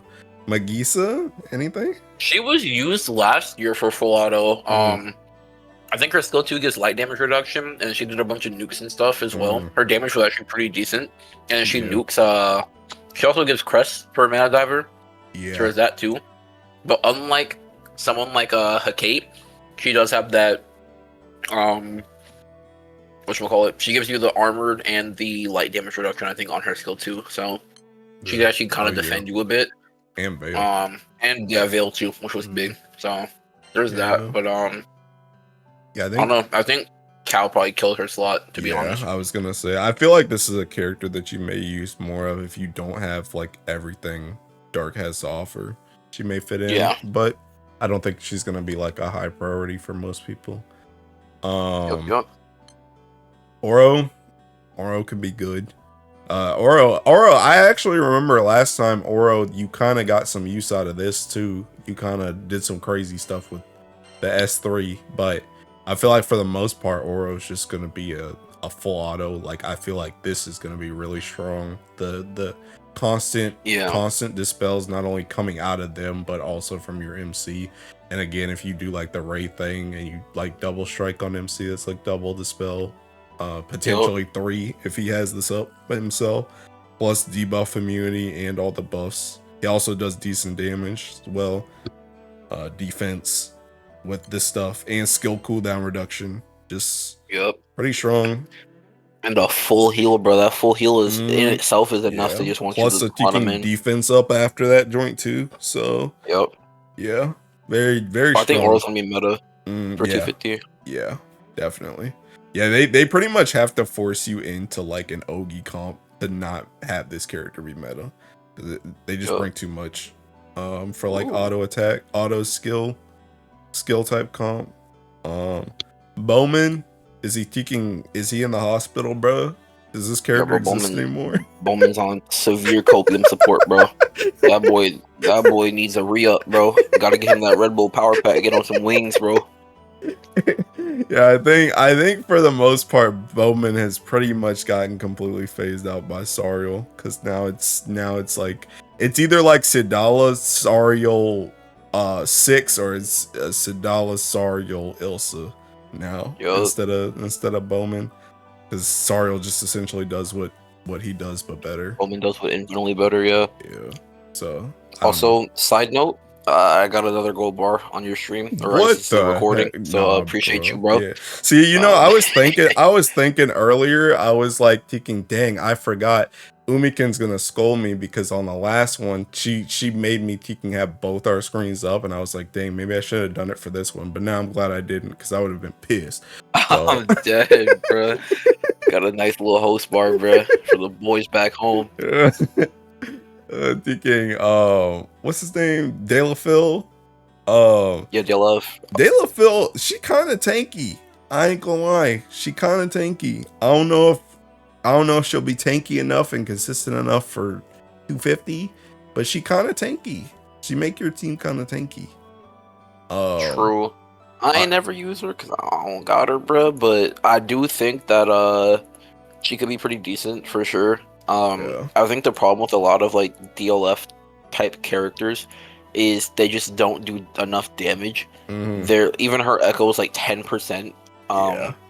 She heals and sustains a lot, but I think it's even. I don't know. I feel like is it really worth it to have a 20-minute full auto with DLF when you could just like go full auto Nightmare 200 with like a better character like Sariel in your party or like someone else in your party, right? Yeah. I think at that point it's just go different raid. Yeah. Go 200. Yeah, I think she's another character kind of like who were we saying before? Like Lobelia, where it's like Yeah. the raid has to really cook you to bring in De La Phil to need that much defense as opposed to just taking more damage, or like you say, just go down to a lower floor. Vikala, does the character get used at all? I can't think of anywhere where I've used Vikala. I think the last time I saw Vikala being used was like When she dang, got when her was this, S4, man? bro. Nah, bro, it was like a Cosmos full auto because she would come in and then you would Oh, get her I skill remember 4 up. that. Yeah. But I forgot what happened at that time. That joint to make was her more RNG, relevant. bruh. That's what happened. That joint It didn't was. always work. It didn't. I got it to work often enough, but yeah, her skill 4 would come up at like some of the worst times, and I had to take like an extra like 2, 3, 4 turns. But it's just like, dang, bro. But yeah, I don't think she's gonna have almost. I mean, she gives the spell cancel. She heals. She dispels off her skill 1, so she could have some usage, and of course the skill 4 could be good. I think she was used last Guild War as well in 250, but yeah, I don't think there's just so many. Dark Skies is such an upgrade in the character department between like Cal and Satyr and all these characters that'll come out that I don't think she's gonna be used. Yeah. Maybe if you're like on the weaker side and you're struggling to full auto like 150 or 200 or something, and you don't have any other characters, maybe. But I don't. Yeah, think if you're a it's newer worth it. player, I do think the hype helps newer players as well. Newer, especially like Magna players too, because that just helps you hit your damage thresholds. Because she's another one of those hype characters. Magus. She's not getting used in Guild War. She gonna She drop, has, like, bruh. no usage. Yeah, bro, she killed herself too fast. Yeah. I mean, she's decent, but yeah, I think it's just gonna. I think the only place you would use her is probably like 250 full, maybe 200 full auto, but probably 250 full auto is the main place you're looking. But again, she dies too fast. So unless the one thing I could say though, maybe potentially, maybe you bring in Magus at the start and she's paired with like Orologia, you proc the Orologia heal, then she dies again, and then she brings in somebody else actually useful. Yeah, because that used to be kind of a plan that you used in like Luminera. So maybe something like that, because she does do a lot of kicking damage. She does a lot of kicking damage, so maybe something like that. But Uni, my baby, but she kind of whack. You need trash, bro. Yeah. You know what? If you're in an LA and you need to Ogi loop, you know you're cooked. Cendrillon, I don't even know what she does. I'm gonna keep it a stack. Bro, she got like a 0 button OTK type of thing because she gives herself 100% charge bar passively. Bro, if I see somebody use that character in Dark, bro, you're getting executed. Just know that for sure. You're getting executed. All right. All There's no right. excuse, bro. There ain't no reason why anybody should possibly be on a Ogi setup for OTK in current Granblue climate. There's zero reason, bro. Zero reason. Especially in the If thinking Ereshkigal, bro. literally in the Big 25, bro, when you Yeah. got Sierra Academy giving you everything you need to just auto OTK anyway, you're Yeah. trolling, bro. Cause like there's you got Bub's attack, you got like tag attack, you got Ilsa one attack, Seox one juice attack. You got so like I swear 2 button unless you guys are just like, really 200 300 ping goblins. I don't think there's any reason, bro. There's no reason, bro, to be Ogiing. Yeah, I don't know about that, bro. All right, thinking pass her up. The Brats, Cidala twins.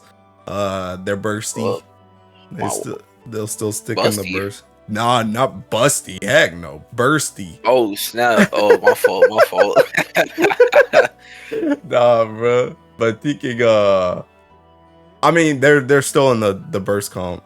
It's seeking them. Like I said before, it's them Sariel, Ilsa, or them Sariel 6. That's like the 2 comps right now. So they're still really good. These girls are good. Bruh, they chilling, bruh. They chilling.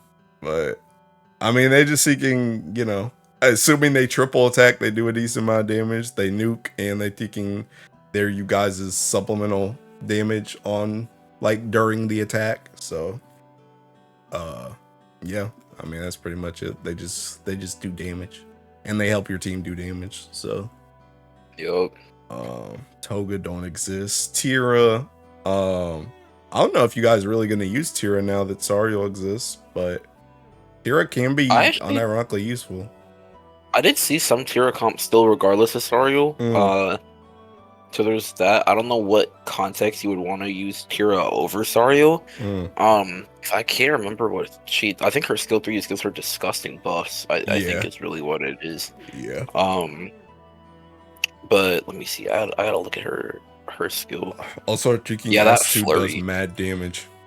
It does. Yeah, Join gives you crazy buffs. If you need to dispel, I guess, because her skill 1 activates on full special attack. So if you're doing like a 2 or 3 turn thingy, that could be useful. And then of course she gives herself flurry and dispel cancel to herself, so that's pretty good. Yeah. I mean, she could be useful. She was useful last time. She was in that Shield Sworn comp that I was talking about last time for the Filato. So I wouldn't be surprised if she's used again. Luane, Fiorito. I don't know who this chick is. Tico, any of these characters? Oh, is this Jessica? Fiorito could be decent back row. I don't have her, but I forgot what her back row specification is. But I remember that she could be pretty decent back row. When a Dark Ally uses a skill that can finish. Oh, okay, never mind. Yeah, Join Wag. Wait, how does that even work? Wait. It's like if you use a character like that consumes her HP. I didn't read this one. I read this one, and I was like, how did they get bulk level if she's not in the front? But I didn't realize both of them play into that. But okay, got you. Yeah. All right. I guess the last one out of these that could be potential is Tico. I know you guys did do burst Tico like crazy stuff at one point. Is that even a thing anymore? Burst with Ko, you said? No, Tico. Oh, Tico. Oh, hell no, bro. That character ain't getting used, bro. All right. Thinking Elsa. Elsa's still you guys' premier buffer. This joint taking Echo 100% crit.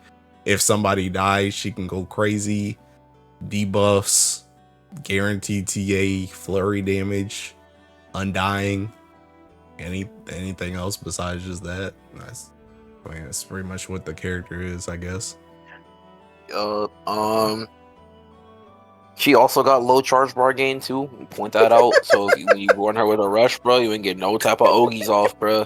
The flurry is very strong. TA is very strong. She does have lethal hit or like undying effect one time, so that's something to consider too. Where if it's like you're trying to like sack off a unit and you're trying to tank a trigger purposefully, and you're running like near back row or something, your MC is gonna get lethal hit. Near is gonna get lethal hit. Not near. Ilsa's gonna get lethal hit. Yeah, and then you could probably kill off the other characters you're trying to kill off to that trigger. So that could be useful if you're gonna like pop them to full for that. Um, but yeah, I mean it's pretty straightforward. This character's not hard to use. Click skill 1, kill off some characters. Click skill 3, you get to go. Yeah, I do think it's funny though that they gave you guys this Ogi thinking Indala, and there's so many characters that have thinking low charge park gain. Yup, that's what I'm trying to tell people, bro. Because they be wanting you to run like an Ogi comp or an auto comp, and it's just like, well, bro, our Ogi units are trash because they got so many restraints and requirements, and we don't have the grid strength, right? Like, Yeah, they got Sky Ace and Wind, but we got like Unheil and Dark, and I feel like that's completely two different types of like, I don't, is Unheil the same mod as Sky Ace? Let me see. I got it pulled up here. Let's see. Yeah, it is. It's glory. I don't know. I guess Wind character is just different, bro. Well, the thing about it is seeking. I mean, they can actually loop and they be doing skill damage and stuff after their Ogies. Yup. Versus ours, bro. You gotta click the skills. You gotta get them charge bar. You gotta babysit them. And they got heals in crowd too. So damage reduction, damage seeking. What's that thing?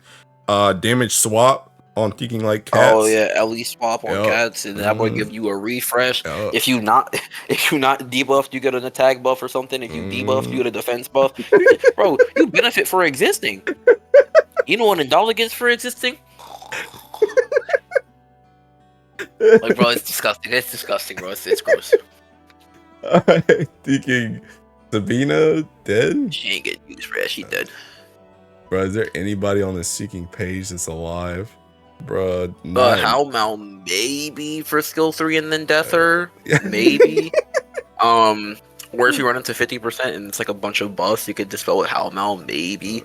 I guess Orchid for Orchid for bursting, you could skill 3 her and then death her off. For like the echo on her. You could also skill 2 for the 70% light damage cut plus like that fat dark attack buff. For people that need help capping. I don't think Fediel's getting used. Lich ain't getting used either, unless you're like a new player and you like need like you don't have very many characters. Like you probably like sparked Lich for PNS and you sparked like Fediel for HL and you probably sparked like Olivia for Fallen Sword and stuff. You could probably use Lich. You could go back to the whole Lich Fediel combo probably and it'd be pretty good. But I think that's like for people that literally have nothing. Yeah. Meg, I know we was talking about Meg earlier. I don't really know what you use her for though. 90, 95, possibly 100, 150 as a 0 button with her passive, but then you gotta like reconfigure your whole party because like you'd have to front Sariel, which I guess isn't a problem, and then probably run like Sack with her too. Maybe you probably wouldn't run Ilsa. Maybe you could and just click her skill 1. You probably could pair her with Ilsa because her passive, but I don't think that passive stacks with Ilsa 1. I think I have it pulled up. Let me double check. Check real quick. I mean, she could go with Ilsa though, just because she's seeking. It does work with Yukata, right? It does. Yeah, it stacks with Ilsa 1. So yeah, that's something you could think about too, because that's just extra echo. But it doesn't stack with causality driver. So there you go, bro. if you're a primal player, you're cooked. But if you're a Magna player, hey, maybe. Bro. But then again, Magna's running falsehood, and it doesn't stack with falsehood, so GG. Red Bozo. Well, yo, Cassius, you guys still need dispels in 2025. Trash, bro. Alright. Anybody else on this page?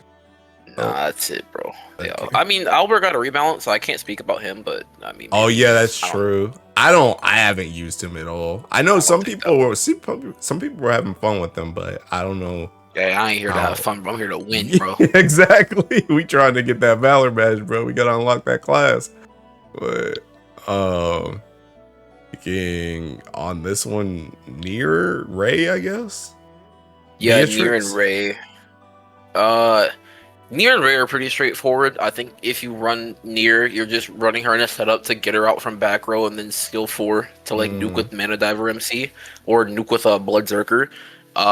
Or you're front rowing her to death her off and like use her skill 1 just to like apply defense down to the boss and give a field. Other than that, literally no use for the character. Yeah. Pretty straightforward if you're using you know what you're using her for. Yeah.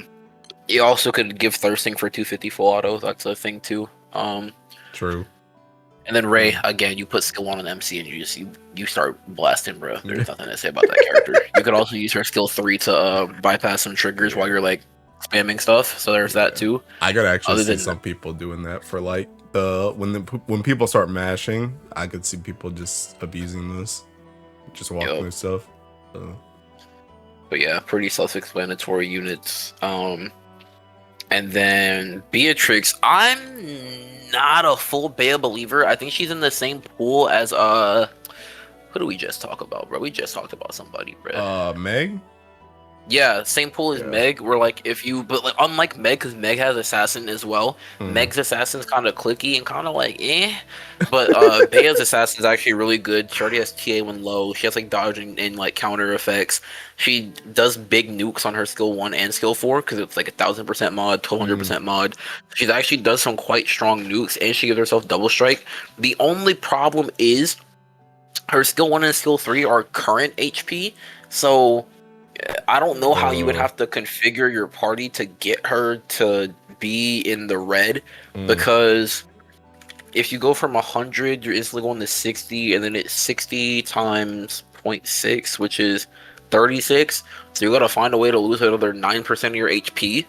I don't think Agastya Staves is going to do that. I don't think it's possible. Maybe if you, because how much does Bloodshed bring you down to? 60%? Oh, I don't even remember. Let's see. I think it caps out at like 40% of your max HP. Here's one.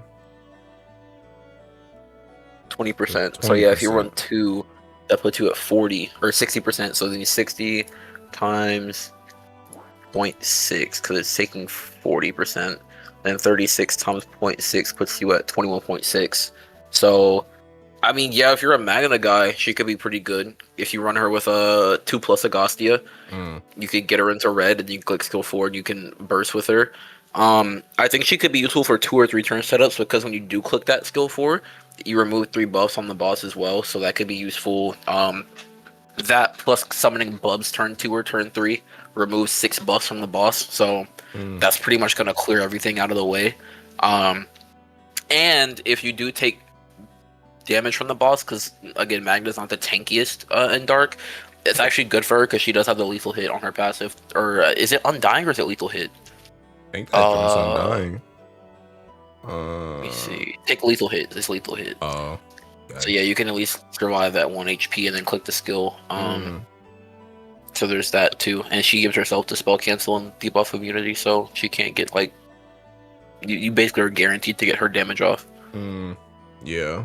I don't know. I'm not the biggest believer either, but I do think maybe like I feel like I will see her in some full auto. I don't know where it's gonna be, or if it's gonna be the best. Probably not, but I feel like I'll see her. I feel like I will, but yeah, I'm not the biggest believer either. I think it's okay though. I think she kind of got brought up to at least somewhat modern standards, but yeah, she's just still not. She's just still not like the best. Yeah, the best character you can run or anything. So, anybody else on this page? I don't think so. No, not on that page. Well, right. I guess niche for people that don't have everything. I think Lunalu could be good if you're like one of those people that are missing a lot of characters. You can copy Seox 1. She copies that whole skill effect or whatever, so that could be pretty good that people used to do. I think who was that other character I saw? I guess if you're like doing OTK, Lelouch can be okay because he gives a passive stamina buff to your party. So if you're like a new Magna player, he gives stamina. Like he buffs your team's damage for just existing. And he activates the nuke on special attack. So if you're someone like that. Yeah, and then there was one more on that page. Let me see. At the bottom. Oh yeah, Wolf and Rennie. I can't even recommend Wolf and Rennie, bro, because it's GTA. So I mean, if you got them and you're trying to do like an auto setup, I mean they're there, but that character mad old though, bro. I ain't seen that joint in 50,000 years. All right, thinking I know y'all always love to talk about Olivia. Olivia always like to show up because of Twilight Terror, but that's the main thing she's gonna be here for is the Twilight Terror. I mean, she does do damage though. I remember using a comp with her last Guild War for Twilight Terror, but then she also has like this thing, and then she has the delay and stuff. But I feel like it's mostly just gonna be It's that skill 1, bro. yeah, it's just for this. So That Twilight Terror boss can't do nothing, bro. Boss sitting there like Doc McStuffins, bro. Just ain't doing nothing. Thinking 6, I guess. Anybody else on here besides 6? Narmaya has Assassin, so there's possibility there for someone that wants to like burst with Narmaya, but she's clicky. I think that's pretty much it, though. Did you guys ever use this Harvin? Nope. I don't even know where his face is, bro. Neither do I. I can't tell. That don't even help, bro. This was better. I think that's his eyes right there. I think he's got like those Seeking Girl and Lagan type Seeking glasses going on, or shades or whatever. But yeah, I think the only other person really is Seeking 6 over here. But I mean, 6 is 6, bro. Like, we had this character for 50 fortnights, bro. I think we know what he does. But I mean, he just auto attacker. He got his Seeking. He has gotten his Radiance, so you can use this joint too. Counter on dodge, counter on dodge, counter on special attack. Can do a lot of damage. But I don't even know how much you'll actually use him though, just because well, I guess it kind of depends, because it like on the lower floors you'll probably run him, Sariel, Cidala, just so you don't gotta press a button. But then once you get to the higher ones, you'll swap him out for Ilsa so you can buff. I think you kill Cidala 4-6 and summon, bro. His skill 1 gives him so much damage, bro. Bro, his skill 1 is 60% echo and a fat amp, bro. And he has 80% passive echo. I mean, kind of true. I don't know. I just don't think y'all can give up that Cidala, bro. It's a lot of damage, bro. But yeah, he is. It is. And you could also use his skill 2 to tank some stuff too, as well, or like some triggers. So that I think maybe like some use cases like that. Yeah. But yeah, I think mostly burst. I don't think you really do him. I mean, maybe some people pull him out for full auto for like 150 or 200, but he's not. I don't think he's gonna make or break your 250 full auto. Just 200 or 150. So I think that's it though. I think the only other ones, I know we looked at it earlier, was Seeking. Go over to the links mate page, but we ain't using these. These are the only characters I'm missing, so yeah, them characters trash, bro. I ain't using those. So is there anybody else or anything else you want to talk about in terms of God dark? Damn, her titties, bro. Dude, I'm gonna keep it a stack, bro. Yo, I'm about to change my wallpaper. Yo, Zerbear, Zoe, Booba thighs, bro. She kind of thick, bro. Yeah, I ain't gonna lie. But yeah, in terms of dark, bro, I might leave Sariel. That live 2D kind of sick. Nah, I'm gonna leave Zoe there. Fuck it. Yeah, let me rep the earth, bro. I'll handle her. I'll hold her back. But yeah, I think that's pretty much it. I can't think of anything else in particular dark related that's like super big that we like missed, other than like artifact and maxing. But do your own research at that point. But yeah, no, I think we did pretty good. Man, that's good. Well, I mean, that's all I can think of too. To be honest, I think I'm pretty happy with the the weapon summon character format, because I think it pretty much covers anything you really need to know.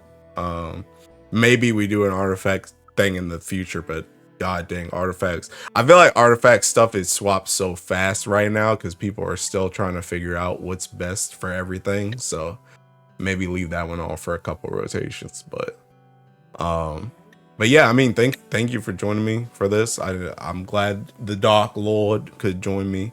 Much appreciated. But, yes, sir. Anytime. Thank you for having me. You have any closing statements before we turn this joint off? Good luck on your guild wars, everybody. I know that joint starting about 3 days from now. I don't know how much of it I'm personally gonna be streaming. I know I'm gonna stream my prelims and my day 1, and my interlude and my day 1, day 2. I'm gonna stream for sure. The day 3, day 4, I might stream parts of it. I'm probably not gonna stream the crew play stuff, but when I do swap the solo, I might end up streaming that. So yeah, if you want to see me crash out or suffer or tweak out on stream, there you go, bro. We have you decided off. what you're going for yet? I know you said you want to push as hard as you can, but yeah. Dang, bro, I ain't gonna lie, bro. I told him I was trying to push as hard as I can, and then I felt bad because one of my crewmates was like, "I'm gonna step down so Aku can rank." And when I said I was gonna go as high as I can, I'm like, I still have classes and stuff, right? So I was like, "Dang, let me just kind of like play for like a high, like high 3-digit, like 150, 200, bro. I might gotta try to go for 100. I gotta plan that joint out. Man, I think but I'll have to do it off, solo. Bro. So yeah, we gonna see, bro. We gonna see. I believe we will definitely. Anytime you stream, bro, we'll be over there. We'll be hanging out. Yes, so sir. Good luck. Appreciate it. But yeah, that's all. That's all I got. So that's pretty much a video for me. You got anything else to say before we turn it off for real?